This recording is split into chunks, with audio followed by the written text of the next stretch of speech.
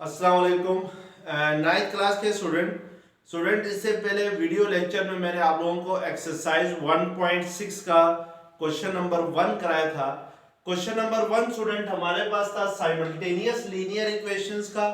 उसमें हमने पढ़ा था स्टूडेंट साइमल्टेनियस लीनियर इक्वेशंस क्या होती हैं और उनको सॉल्व करने के कितने मेथड हैं। तो वहां पर हमने देखा था स्टूडेंट साइमल्टेनियस लीनियर इक्वेशंस को सॉल्व करने के दो मेथड होते हैं। एक मैट्रिक्स इन्वर्जन मेथड होता है जो x is equal to a inverse into b होता है। सेकंड मेथड स्टूडेंट हमारे पास क्या होता है, क्रेमर रूल होता है। तो स्टूडेंट वहां पर जो है क्वेश्चन नंबर 1 के अंदर इक्वेशंस बनी हुई थी, जस्ट आपने उसको सॉल्व करना था। अब आज इस वीडियो लेक्चर में स्टूडेंट हम एक्सरसाइज 1.6 का क्वेश्चन नंबर 2 करेंगे। तो क्वेश्चन नंबर 2 से लेकर 6 तक जितने क्वेश्चन है स्टूडेंट सारे वर्डिंग के क्वेश्चन है। इसमें आपने क्वेश्चन पढ़ना है और इक्वेशंस बनानी है खुद से और फिर उनको सॉल्व करना है। तो क्वेश्चन नंबर 2 है the length of a rectangular matrix is 4 time it's width. यानी स्टूडेंट कहता है कि एक रेक्टेंगुलर मैट्रिक्स है जिसकी लेंथ जो है वो 4 टाइम है उसके विड्थ के, यानी विड्थ के 4 टाइम्स, विड्थ से 4 टाइम्स ज्यादा है। ठीक है ना। The perimeter of the rectangle is 150 centimetre और उस रेक्टेंगल की जो पेरीमीटर है स्टूडेंट वो किसके इक्वल है, 150 सेंटीमीटर के इक्वल है। आपसे कह रहा है find the dimension of the rectangle. इस रेक्टेंगल की डायमेंशंस फाइंड करनी है। तो स्टूडेंट यहाँ पे देखें डायमेंशंस कहते हैं लेंथ और विड्थ की, यानी जो भी रेक्टेंगल होगी उसमें दो चीजें होती हैं, लेंथ और विड्थ होती है। फर्ज करें मैं आपके सामने एक रेक्टेंगल बनाता हूं, तो रेक्टेंगल ऐसी शेप को कहते हैं स्टूडेंट जिसमें अपोजिट साइड्स क्या होती हैं, इक्वल होती हैं। यानी ये वाली साइड इस साइड के इक्वल होगी और ये साइड जो है विड्थ कहलाएगी और ये दोनों आपस में क्या होंगी, इक्वल होंगी। तो यहाँ पे स्टूडेंट मैं जो लेट कर लेता हूं इसका इक्वेशंस बनाने के लिए, let the width of the rectangle, जो विड्थ ऑफ द रेक्टेंगल है उसको लेट कर ले स्टूडेंट x, यानी जो विड्थ ऑफ रेक्टेंगल है उसको आपने क्या सपोज कर लिया, x के इक्वल सपोज कर लिया। अगर स्टूडेंट हम विड्थ को x सपोज करें और जो लेंथ है and the length, let the length of the rectangle is y और लेंथ ऑफ रेक्टेंगल को हम क्या लेट कर लें स्टूडेंट, y लेट कर लें। तो यहाँ पे देखें बाय गिवन कंडीशन, यहाँ पे दो कंडीशन दी हुई है क्वेश्चंस के अंदर। The length of a rectangular matrix is 4 time it's width, यानी जो विड्थ है, जो लेंथ है वो विड्थ का 4 टाइम है। तो यहाँ पर स्टूडेंट हमने विड्थ को x लेट किया है और लेंथ को y लेट किया है। तो बाय गिवन कंडीशन हम लिख सकते हैं, बाय गिवन कंडीशन, पहली जो गिवन कंडीशन है, फर्स्ट कंडीशन इधर ये है कि जो लेंथ है वो विड्थ की 4 टाइम है। तो स्टूडेंट हमारे पास विड्थ है x, x का 4 टाइम मीन स्टूडेंट के x को आप 4 से मल्टीप्लाई करें, यानी किसी भी आप नंबर का 4 टाइम लेते हैं तो उसको 4 से मल्टीप्लाई किया जाता है। जैसे स्टूडेंट मैं आपको कहूं कि what is the 4 time of 3, तो आप उसके लिए क्या करेंगे, 4 को 3 से मल्टीप्लाई करेंगे तो 12 आएगा। तो जो 12 है स्टूडेंट वो 3 का 4 टाइम है। तो इसी तरह कैसे अगर हम हमारे पास विड्थ जो है वो x है, x का अगर 4 टाइम लेना चाहें स्टूडेंट तो वो 4x होगा और ये जो 4x है यानी विड्थ का जो 4 टाइम है वो किसके इक्वल है स्टूडेंट, y के इक्वल है। तो इट मींस क्यों y के इक्वल है, क्योंकि लेंथ को हमने क्या सपोज किया हुआ है, y के इक्वल सपोज किया हुआ है। तो इट मींस कि y किसके इक्वल आ जाएगा, 4x के इक्वल आ जाएगा। तो स्टूडेंट यहां से आप 4x को अगर सेकंड साइड पे शिफ्ट करेंगे तो ये यहाँ पे आके क्या होगा, प्लस 4x है तो इस साइड पे आके माइनस 4x होगा और इधर ऑलरेडी y प्लस में है तो इधर क्या रह जाएगा, इक्वेशन की दूसरी साइड पे 0 रह जाएगा। तो ये आपके पास क्या आ जाएगी, इक्वेशन 1 आ जाएगी। अब स्टूडेंट जरा क्वेश्चंस को आगे पढ़े तो क्वेश्चंस में कह रहा है कि the perimeter of the rectangle is 150 centimetre. तो स्टूडेंट पेरीमीटर कहते हैं total length of the sides of rectangle, यानी एक किसी रेक्टेंगल की जितनी भी साइड्स हैं उनकी लेंथ को पेरीमीटर कहते हैं। तो यहाँ पे स्टूडेंट देखें आपके पास इस रेक्टेंगल के अंदर दो लेंथ है, अगर ये लेंथ y के इक्वल है तो फिर ये भी y के इक्वल होगी, और विड्थ अगर इसको x कहता हूं तो ये भी क्या होगी, x होगी। तो पेरीमीटर कहते हैं total length of the sides, means कि y, ये y plus x plus y, ये वाला y प्लस ये x, यानी 4 साइड होती है, चारों साइड्स को अगर ऐड कर दूं तो ये पेरीमीटर ऑफ द रेक्टेंगल आ जाएंगे। और ये y प्लस y को स्टूडेंट आप क्या लिख सकते हैं, 2y, और ये x प्लस x क्या होगा, 2x। तो इन दोनों में अगर 2 कॉमन ले लें तो ये आपके पास क्या आ जाएगा, 2 इंटू वाई प्लस एक्स आ जाएगा। इट मीन्स के perimeter of the rectangle equal होंगे कि p is equal to 2 into x plus y के इक्वल होंगे। अब उसके मुताबिक स्टूडेंट उसने क्वेश्चन में कहा हुआ है कि पेरीमीटर ऑफ द रेक्टेंगल किसके इक्वल है, 150 सेंटीमीटर के इक्वल है। तो इट मींस कि हमारे पास ये जो 2 इंटू एक्स प्लस वाई आ गया है, ये पेरीमीटर के इक्वल है, और ये किसके इक्वल होंगे, 150 सेंटीमीटर के इक्वल आ जाएगा। अब यहां से स्टूडेंट x प्लस वाई किसके इक्वल आ जाएगा, 2x प्लस वाई के साथ मल्टीप्लाई हो रहा है तो सेकंड साइड पे जाके क्या होगा, डिवाइड होगा। तो ये 2 7 14, 1 कैरी आ गया, 2 5 10। तो इट मींस कि आपके पास सेकंड इक्वेशन जो बन गई है वो किसके इक्वल आ गई है, x plus y is equal to 75 आ गई है। अब स्टूडेंट आपके पास दो इक्वेशंस बन गई, एक इक्वेशन है -4x plus y is equal to 0, second equation है x plus y is equal to 75। तो ये दो साइमल्टेनियस लीनियर इक्वेशंस बन गई है। इन दोनों इक्वेशंस को आपने सॉल्व करना है बाय यूजिंग मैट्रिक्स। तो मैट्रिक्स के जरिए अब हम अगर इनको सॉल्व करते हैं तो हमारे पास दो मेथड होते हैं, एक होता है मैट्रिक्स इन्वर्जन मेथड, दूसरा होता है क्रैमर रूल। तो यहाँ पे स्टूडेंट मैं पहले इन इक्वेशंस को लिखता हूं, -4x plus y is equal to 0, ये पहली इक्वेशन है, इक्वेशन 1 है। सेकेंड इक्वेशन आपके पास है x plus y is equal to 75 है। इन दोनों इक्वेशंस को स्टूडेंट मैट्रिक्स फॉर्म में अगर लिखें कि इन मैट्रिक्स फॉर्म, इन दोनों इक्वेशंस को मैट्रिक्स की फॉर्म में लेके कैसे आ जाए, ये जरा देखें। स्टूडेंट पहली इक्वेशन आपके पास है -4x plus y is equal to 0 है। तो फर्स्ट इक्वेशन में हमने देखना है कि जो x और y के कोफिशिएंट है वो क्या है। तो यहाँ पर फर्स्ट इक्वेशन के अंदर x का कोफिशिएंट -4 है तो हम इसको -4 लिखेंगे, और y का कोफिशिएंट अगर कुछ भी ना हो तो स्टूडेंट वो 1 होता है। इट मींस के y का कोफिशिएंट फर्स्ट इक्वेशन में 1 है।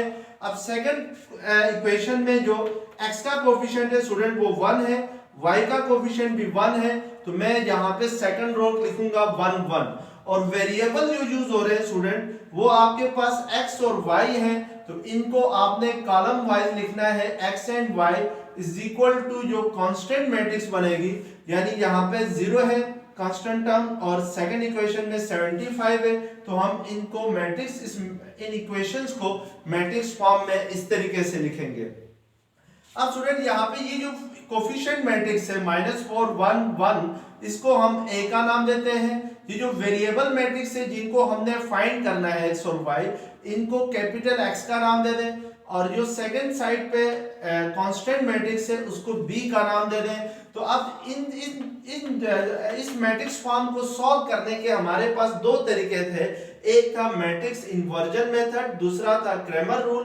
तो मैं यहाँ पर मैट्रिक्स इन्वर्जन मेथड यूज करता हूं टू सॉल्व दीज इक्वेशंस।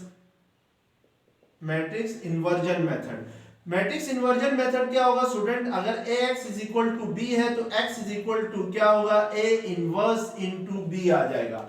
अब स्टूडेंट हमें यहाँ पर x की वैल्यू फाइंड करने के लिए हमने a इनवर्स को b से मल्टीप्लाई करना है। a इनवर्स को b से मल्टीप्लाई करने से पहले आपने a इनवर्स फाइंड करना है। तो a इनवर्स फाइंड करने के लिए मैट्रिक्स a किसके इक्वल है स्टूडेंट, -4 1 1, ये मैट्रिक्स A है, और इस मैट्रिक्स A का इनवर्स हमने फाइंड करना है। तो हमें पता है कि जो A इनवर्स होता है वो किसके इक्वल होता है, adjoint of A divided by determinant of A होता है। तो हम यहाँ पे क्या करेंगे कि इस मैट्रिक्स का एडजॉइंट फाइंड करेंगे A का, और फिर उसका डिटरमिनेंट फाइंड करेंगे, फिर डिवाइड करेंगे। तो मैट्रिक्स A का एडजॉइंट क्या होगा, एडजॉइंट ऑफ A इक्वल होगा, एडजॉइंट कैसे फाइंड करते हैं, डायगोनल एंट्रीज को इंटरचेंज करते हैं, -4 और 1 को इंटरचेंज करेंगे तो ये 1 एंड -4 हो जाएगा। और जो अदर एंट्रीज हैं यानी ये वाली दोनों एंट्रीज, इनका साइन चेंज करेंगे तो ये -1 और ये भी क्या हो जाएगा, -1 हो जाएगा। तो ये आपके पास एडजॉइंट ऑफ ए आ जाएगा। अब डिटरमिनेंट ऑफ ए फाइंड करना है स्टूडेंट। तो डिटरमिनेंट ऑफ ए के लिए -4 को 1 से मल्टीप्लाई करेंगे तो -4 माइनस इस 1 को इस 1 के साथ मल्टीप्लाई करेंगे तो 1 1 जर क्या आएगा 1, तो -4 -1 किसके इक्वल आ जाएगा, -5 के इक्वल आएगा। अब ए इनवर्स किसके इक्वल होता था, adjoint of A divided by determinant of A के इक्वल होता है। तो एडजॉइंट ऑफ ए हमारे पास आ गया है 1 -1 -4 डिवाइडेड बाय डिटरमिनेंट ऑफ ए है -5। तो इसको आप स्टूडेंट इस तरीके से भी लिख सकते हैं, a inverse is equal to -1/5 into 1 -1 -4, इस तरीके से भी इसको लिखा जा सकता है। अब स्टूडेंट देखिए x इज इक्वल टू क्या था आपके पास, a इनवर्स इंटू बी था। तो a इनवर्स की जगह आप लिख सकते हैं, ये जो a इनवर्स है इसकी जगह आप लिख सकते हैं -1/5 इंटू 1 -1 एंड -4 इंटू बी है। तो ये वाली जो मैट्रिक्स है स्टूडेंट, ये कौन सी मैट्रिक्स है, बी है। तो बी हमारे पास क्या है 0 एंड 75 है कॉलम वाइज। तो हम इन दोनों को क्या करेंगे, मल्टीप्लाई करेंगे। -1/5 को फिलहाल एज इट इज रहने दें। अब फर्स्ट रो को फर्स्ट कॉलम से मल्टीप्लाई करेंगे तो 1 इंटू 0 0 आ जाएगा। -1 को 75 से मल्टीप्लाई करेंगे तो आपके पास क्या आ जाएगा, -75 आ जाएगा। इसी तरीके से सेकंड रो को इस कॉलम से मल्टीप्लाई करेंगे तो -1 इंटू 0 0 और -4 को अगर आप 75 के साथ मल्टीप्लाई करते हैं तो ये आता है 4 5 22 कैरी गया 300 आता है। तो ये 0 -300 होगा क्योंकि -4 इंटू 75 -300 होगा। अब स्टूडेंट आपने क्या करना है कि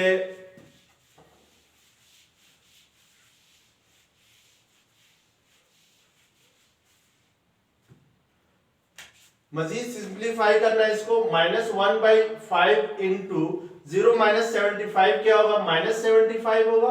0 -300 क्या होगा, -300 होगा। और इस साइड पे स्टूडेंट जो मैट्रिक्स x है उसकी जगह हम लिख सकते हैं x एंड y, क्योंकि मैट्रिक्स x इसके इक्वल थी। अब -1/5 को स्टूडेंट आपने -75 से भी मल्टीप्लाई करना है और इसको -300 से भी मल्टीप्लाई करना है। तो ये आपके पास आ जाएगा माइनस माइनस प्लस होता है 5 1 5 5 5 25, तो ये 15 आ जाएगा। तो ये माइनस इंटू माइनस प्लस 5 6 30, तो ये क्या आ जाएगा आपके पास 60 आएगा। इट मींस के एक्स वाई इक्वल आ गई किसके, 15 एंड 60 के इक्वल आ गई। अब ये दोनों अगर इन दोनों मैट्रिक्स को हम इक्वेट करें तो स्टूडेंट देखें x की करस्पॉन्डिंग एंट्री 15 है, यानी x आपके पास 15 आ गया। x को हमने क्या सपोज किया था, विड्थ, मींस कि विड्थ हमारे पास क्या आ गई 15 आ गई। और y की वैल्यू क्या आ गई 60, यानी y क्या सपोज किया था हमने, लेंथ ऑफ रेक्टेंगल को y सपोज किया था। तो इट मींस कि आपके पास रेक्टेंगल की जो लेंथ आ गई वो 60 आ गई, y 60 आ गया। और जो विड्थ आ गई है स्टूडेंट वो क्या आ गई है, 15 के इक्वल आ गई है।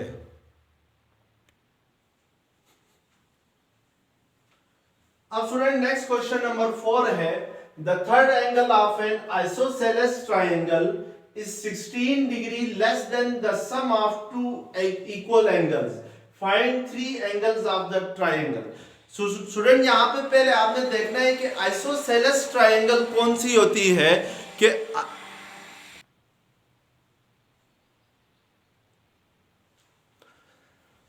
अच्छा स्टूडेंट यहाँ पे पहले आपने देखना है कि आइसोसेलेस ट्राइंगल किससे कहते हैं, कौन सी ट्राइंगल आइसोसेलेस कहलाती है। तो isosceles triangle, a triangle in which two angles are equal is called an isosceles triangle। यानी एक ऐसी ट्राइंगल जिसमें दो एंगल्स अगर इक्वल हो तो हम उसको आइसोसेलेस ट्राइंगल कहते हैं। लेट्स सपोज स्टूडेंट मेरे पास ये एक ट्राइंगल है ए बी सी। इस ट्राइंगल में 3 एंगल्स हैं, एंगल ए है, एंगल बी है और एंगल सी है। फर्ज करें स्टूडेंट, मैं अगर एंगल ए को x सपोज करता हूं और एंगल बी को भी x सपोज करता हूं और एंगल सी को y सपोज करता हूं, तो यहां पर क्योंकि एंगल ए और एंगल बी इक्वल है, यानी दोनों x के इक्वल है, तो इट मींस कि ये वाली जो ट्रायंगल होगी, ये कौन सी ट्रायंगल होगी? आइसोसेलेस ट्रायंगल होगी। तो यहाँ पे स्टूडेंट आपने इसको पहले लेट करना है, लेट द इक्वल एंगल्स, यानी जो दो इक्वल एंगल्स हैं उनको हमने लेट किया x के इक्वल, और जो थर्ड एंगल है स्टूडेंट उसको हम लेट कर लेते हैं, let the third angle is y, यानी जो थर्ड एंगल है उसको हमने क्या सपोज किया? y, और जो दो इक्वल एंगल्स हैं उनको हमने क्या सपोज किया? x सपोज किया। अब स्टूडेंट जरा क्वेश्चन को दोबारा पढ़ते हैं। क्वेश्चन में कहता है the third angle of an isosceles triangle is 16 degree less than the sum of two equal angles. तो यहाँ पे स्टूडेंट क्वेश्चन में ये कह रहा है कि जो थर्ड एंगल है किसी भी आइसोसेलेस ट्रायंगल के अंदर, वो जो है वो जो इक्वल एंगल्स हैं उनके सम से 16 डिग्री लेस है। लेस मींस छोटा है, यानी बाय गिवन कंडीशन, जो बाय फर्स्ट कंडीशन हम लिख सकते हैं, बाय फर्स्ट कंडीशन कि हमारे पास जो इक्वल एंगल्स हैं स्टूडेंट वो क्या है? ये वाला एंगल है, एंगल बी एक्स है, और एंगल ए इक्वल एंगल है, एंगल ए और बी इक्वल एंगल है। मैं अगर इन दोनों इक्वल एंगल का सम ले लूं तो ये x प्लस एक्स होगा। ये जो x प्लस एक्स है ये इक्वल एंगल का सम आ गया है। इससे अगर 16 डिग्री को स्टूडेंट माइनस करूं तो मेरे पास जो आता है वो किसके इक्वल आता है? ये थर्ड एंगल के इक्वल आता है।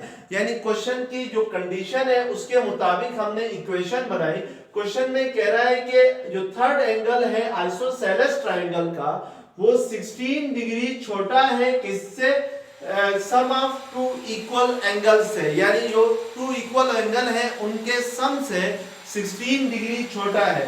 तो हम इसको लिख सकते हैं फिर इस तरीके से, सम ऑफ टू एंगल से अगर 16 को माइनस करें तो हमारे पास क्या आ जाएगा? थर्ड एंगल आ जाएगा, यानी y आएगा। इट मींस कि y इक्वल होगा 2x माइनस 16 के इक्वल होगा। यहां से देखिए स्टूडेंट, अगर मैं इस y को सेकंड साइड पे शिफ्ट करूं तो y सेकंड साइड पे जाके माइनस होगा, और माइनस 16 इस साइड पे आके क्या होगा? प्लस 16 होगा। इसका मतलब है मेरे पास एक इक्वेशन बन जाएगी 2x minus y is equal to 16। इस इक्वेशन को क्या नाम दे देते हैं? इक्वेशन 1 का नाम देते हैं। अब स्टूडेंट हमारे पास एक दूसरी भी इसी टाइप की इक्वेशन होनी चाहिए टू सॉल्व इट, इसको सॉल्व करने के लिए। उसके लिए याद रखें स्टूडेंट, हमेशा कोई भी ट्रायंगल हो उसके इनर एंगल्स का सम हमेशा 180 डिग्री के इक्वल होता है। यानी यहाँ पर हमारे पास एक आइसोसेलेस ट्रायंगल है, इसके एंगल ए को हमने x कहा, एंगल बी को भी x कहा है, एंगल सी को y कहा है। इन तीनों एंगल्स का अगर मैं सम करूंगा यानी x प्लस y करूं तो ये हमेशा किसके इक्वल आएगा? 180 डिग्री के इक्वल आएगा, क्योंकि ट्रायंगल्स के इनर एंगल का सम हमेशा 180 डिग्री होता है। अब x प्लस एक्स करूं तो ये क्या आ जाएगा? 2x plus y is equal to क्या आ जाएगा? 180 डिग्री आ जाएगा। अब स्टूडेंट इस इक्वेशन को हम क्या नाम दे देते हैं? इक्वेशंस 2 का नाम देते हैं। अब हम क्या करते हैं स्टूडेंट कि इन दोनों इक्वेशंस को मैट्रिक्स फॉर्म में लिखते हैं, फिर उसके बाद इनको सॉल्व करते हैं by using matrix inversion method या क्रैमर रूल के जरिए। तो पहला वाला क्वेश्चन जो है मैंने मैट्रिक्स इन्वर्जन मेथड से किया था, अब इस क्वेश्चन को मैं क्रैमर रूल के जरिए करूंगा। तो अब यहाँ पे देखिए स्टूडेंट, मैं अगर इनको मैट्रिक्स फॉर्म में लिखूं तो फर्स्ट इक्वेशंस में x और y के कोफिशिएंट क्या है? x का कोफिशिएंट 2 है तो हम यहाँ पे 2 लिख लेंगे। y का कोफिशिएंट स्टूडेंट यहाँ पे कुछ नहीं होता, क्या होता है? 1 होता है। तो इट मींस कि y का कोफिशिएंट -1 है, तो यहाँ पे हम -1 लिखेंगे। और सेकंड इक्वेशन में x का कोफिशिएंट 2 है, y का कोफिशिएंट क्या है? 1 है, और जो हमारे पास वेरिएबल है स्टूडेंट वो x और y है, तो इनको कॉलम वाइज लिखना है। और इसके अलावा जो कांस्टेंट टर्म है यहाँ पे 16 है और यहाँ पे 180 है, तो इनको भी कॉलम वाइज लिखना है मैट्रिक्स की फॉर्म में 16 और 180। अब स्टूडेंट यहाँ पर ये जो मैट्रिक्स है, कोफिशिएंट की जो मैट्रिक्स है मैट्रिक्स ऑफ कोफिशिएंट, इसको आप ए का नाम दें, ये 2 -1 2 एंड 1 हो जाएगी। और ये जो वेरिएबल्स की मैट्रिक्स है इसको कैपिटल एक्स का नाम दें, ये एक्स एंड वाई हो जाएंगे। और जो कांस्टेंट मैट्रिक्स आ गई है इसको बी का नाम दें, और ये आपके पास क्या आ गया, 16 एंड 180 आ गया है। अब आपने स्टूडेंट क्या करना है, एक्स और वाई की वैल्यूज फाइंड करनी है बाय यूजिंग क्रैमर रूल। तो by using Cramer rule x और वाई की वैल्यूज कैसे फाइंड करें, जरा देखें ये। अब अगर स्टूडेंट सबसे पहले क्रैमर रूल के जरिए इन दो एक्स और वाई की वैल्यूज फाइंड करने के लिए सबसे पहले मैं मैट्रिक्स ए जो है इसका डिटरमिनेंट फाइंड करूंगा। तो मैट्रिक्स ए का डिटरमिनेंट होगा 2 को हमने 1 से मल्टीप्लाई करना है, तो 2 1 जा 2 माइनस इस -1 को इस 2 से मल्टीप्लाई करना है, तो -1 इंटू 2 क्या आ जाएगा, -2 के इक्वल आएगा। तो ये आपके पास होगा 2 + 2 is equal to 4, minus into minus plus होता है। अब हमने स्टूडेंट अपनी तरफ से ही एक मैट्रिक्स बनानी है जिसको हम क्या नाम देंगे, AX का नाम देंगे। ये जो मैट्रिक्स AX बनाएंगे ये कैसे बनाएंगे कि ये इस तरह बनाएंगे कि जो फर्स्ट कॉलम है मैट्रिक्स A का, ये वाला कॉलम, इसको रिप्लेस करेंगे मैट्रिक्स B के कॉलम से। यानी फर्स्ट कॉलम हमारे पास मैट्रिक्स A में है 2 एंड 2, इसकी जगह हम लिख देंगे 16 एंड 180। और जो सेकंड कॉलम है -1 और 1, इसको एज इट इज रहने देंगे, तो ये -1 एंड 1 होगा। अब इसका डिटरमिनेंट फाइंड करेंगे मैट्रिक्स AX का, तो ये हमारे पास आएगा 16 1 जा 16 -1 को 180 से मल्टीप्लाई करते हैं तो -180 आ जाएगा। तो ये 16 माइनस इंटू माइनस प्लस होता है, तो 16 + 180 स्टूडेंट इक्वल होता है 6, 1 + 8 9 196 के इक्वल होता है। जो x की वैल्यू होगी स्टूडेंट वो इक्वल होगी determinant of AX divided by determinant of A के। तो AX का डिटरमिनेंट हमारे पास 196 आ गया है और डिटरमिनेंट ऑफ A हमारे पास क्या आ गया था 4। तो हमने वैल्यूज पुट करनी है और x की वैल्यू फाइंड करनी है। तो हमारे पास ये आएगा 4 4 जा 16, 4 5 जा 20 बड़ा होता है, तो 4 4 जा 16, 4 9 जा 36, तो ये आपके पास क्या आ जाएगा 49 डिग्री आ जाएगा। यानी जो दो इक्वल एंगल्स है वो किसके इक्वल आ जाएंगे, 49 डिग्री के इक्वल आएंगे। अब हमने देखना है कि y की वैल्यू क्या होगी। तो y की वैल्यू फाइंड करने के लिए पहले हमने मैट्रिक्स AY बनानी है। मैट्रिक्स AY कैसे बनानी है, आपने जो मैट्रिक्स A में सेकंड कॉलम जो है इसको रिप्लेस करना है बाय B, यानी जो B का कॉलम है उससे रिप्लेस करना है। फर्स्ट कॉलम को आपने एज इट इज रहने देना है, -1 और 1 की जगह हम क्या लिखेंगे 16 एंड 180 लिखेंगे। अब इसका डिटरमिनेंट लेंगे स्टूडेंट AY का, तो डिटरमिनेंट ऑफ AY क्या होगा, 2 को हमने 180 से मल्टीप्लाई करना है, तो ये आपके पास 360 आ जाएगा। -16 को 2 से मल्टीप्लाई करें तो 32 आएगा। तो ये 10 - 2 8 होता है और 5 - 3 2 होता है और ये 328 आ जाएगा। अब जो y की वैल्यू आएगी यानी जो थर्ड एंगल है, y क्या था स्टूडेंट, थर्ड एंगल था, तो थर्ड एंगल जो होगा वो किसके इक्वल होगा, थर्ड एंगल इक्वल होगा y = determinant of AY divided by determinant of A के इक्वल होगा। डिटरमिनेंट ऑफ AY आ गया है 328 और डिटरमिनेंट ऑफ A क्या था 4 था। तो हम वैल्यूज पुट करेंगे और फिर इसको सिंपलीफाई करेंगे, तो 4 8 जा 32 होता है और 4 2 जा 8 होता है। इट मींस कि जो थर्ड एंगल है वो हमारे पास क्या आ गया, y = आ गया 82 डिग्री। तो स्टूडेंट इस तरीके से हम क्या करते हैं, इस क्वेश्चन को सॉल्व करते हैं। तो इसको सॉल्व करने के दो मेथड है, एक मैट्रिक्स इन्वर्जन मेथड, दूसरा क्रैमर रूल है।